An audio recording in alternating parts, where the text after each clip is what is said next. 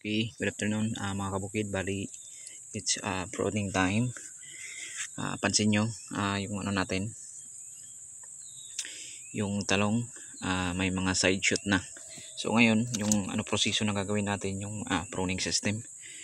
So remove natin yung mga side shoot para ano, tuloy lang muna yung growth development niya. Ito yung mga side shoot.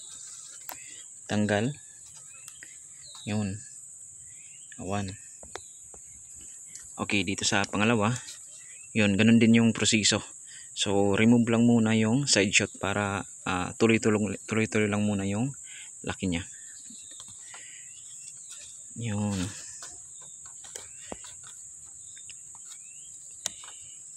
Yan, tanggal muna. So yan. So malinis na.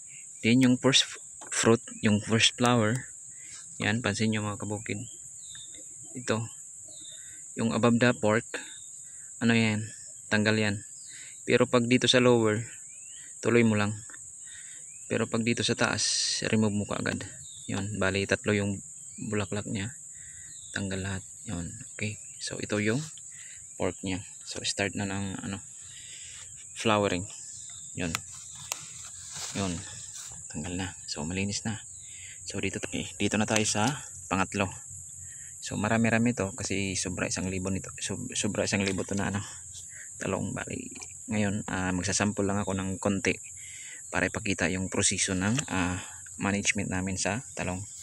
Yun, remove ulit yung mga side shot. Remove. Yun, remove. Okay. Then yung first flower above the fork, tanggal din to. Ito. Yan, pansin nyo. Ito yung ano, first flower. Tanggal muna to. Yun.